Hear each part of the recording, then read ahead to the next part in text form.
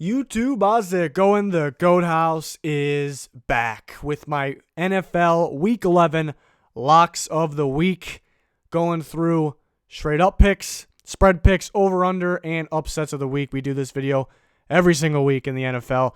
Also have recaps, power rankings, some straight up picks with other Goat House members, and I do score predictions here on YouTube. If you want extra score predictions from Junior, different person than here on YouTube, you go to the Patreon, patreon.com/thegoathouse. You also get my updated playoff predictions and NFL mock drafts. All that is part of one package deal. You sign up for one, you get plenty more too, and more on the way. So you get all that and support us through Patreon, patreon.com/thegoathouse. There's a link in the description. 40K, we're trying to get to that subscriber goal by 2020, so please help us out. Full NFL content here at the Goat House, not just in season, but even in the off season with free agency and full draft coverage. So please subscribe, click that like button, check us out on Twitter. But the locks of the week, you're going to see two of the same teams pop up a few times here, and we'll start with my straight up locks. I got two. I got the Raiders over the Bengals. Pretty obvious one. We saw what the Ravens did to the Bengals. I know the Ravens may be the best team in football right now, but the Raiders are a very solid team, very solid in offense. They'll have no problem scoring, and at home they should have no problem here.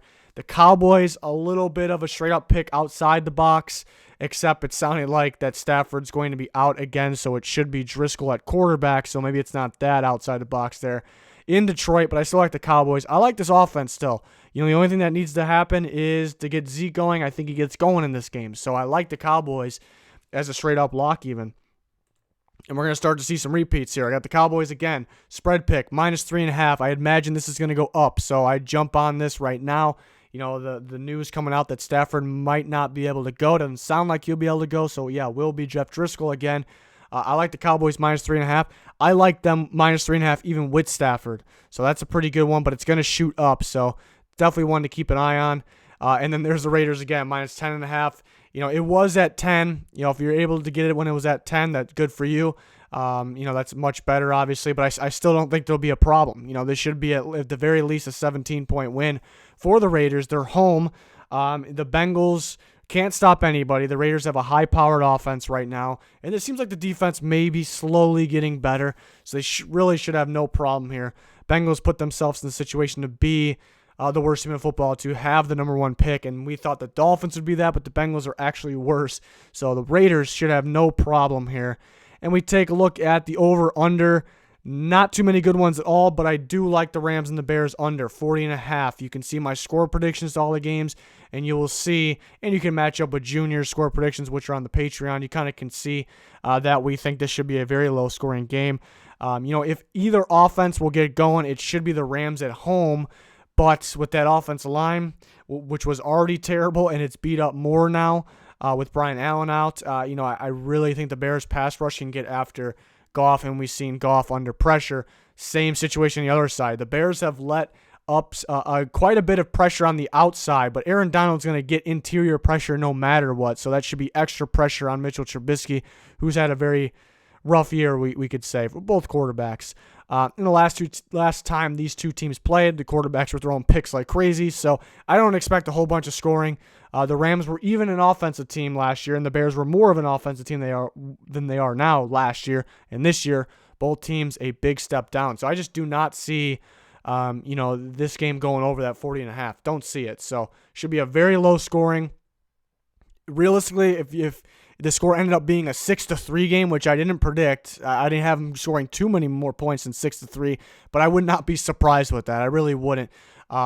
There is a reason it can go over. It's turnovers. The turnovers resulting in great field position, or turnovers resulting for 6. Like it's a pick 6, a strip sack for 6. That is possible. We've seen it before.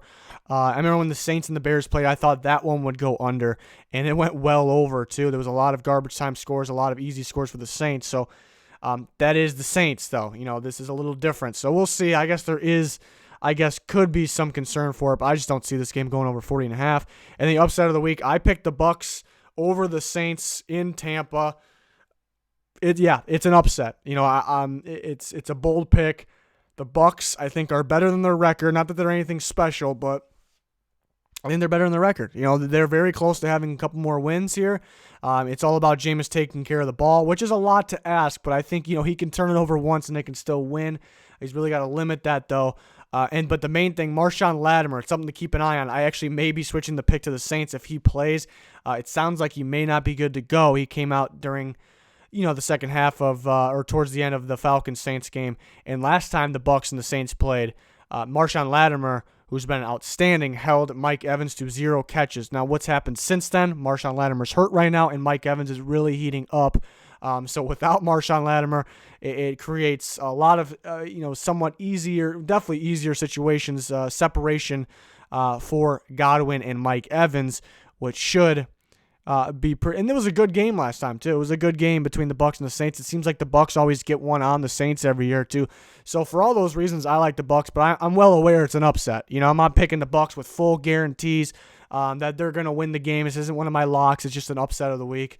But I like it. If Marshawn Lattimore plays, then I maybe be going back to the Saints there. But it's a little scary. Will the Saints offense from last week against the Falcons show up again? I don't really think so. That's not really my thinking with this, but it's definitely possible. The bye week could have worked in the wrong way. I think for the most part it worked in the wrong way just a week after. I think they'll start getting going. So I'm not really picking them against them because I think they're going to go south right now. At the end of the day, I think they're going to be a legitimate contender. Very well could win the Super Bowl. It's just a Week 11 pick here, my upset pick. So Marshawn Lattimore injury, definitely something to monitor for sure because it makes it a little. He's been a top corner. It's been a little easier. It'll be a little easier for the Bucs to get open. With him out for sure. So we'll see. The receivers got to be on their game though because we saw them. Against the Titans, apparently they are running wrong routes, and that was the reason for Winston to throw picks. So it's something they got to be on their game, and I think at this point of the season they should be able to be on their game. We'll see. It should be an entertaining, not only game but week because there's games like the Colts and the Jags, even tonight's game, Thursday night game, the Browns Steelers. It's a great game. Even the Jets and the Redskins, two teams that are towards the bottom of the NFL. I think that'll be a heck of a game. I'm looking forward to seeing Haskins, what he's got after the bye week. So I think there's some. And obviously the Ravens, Texans, Patriots, Eagles. There's some really good games this week. Really looking forward to them. That's going to do it for this video. We got plenty more NFL content on the channel, so if you haven't seen it, go check it out. Please subscribe. We're never going to stop here, so the subscription is worth it. Appreciate you guys very much. Thank you for watching this video. Goodbye.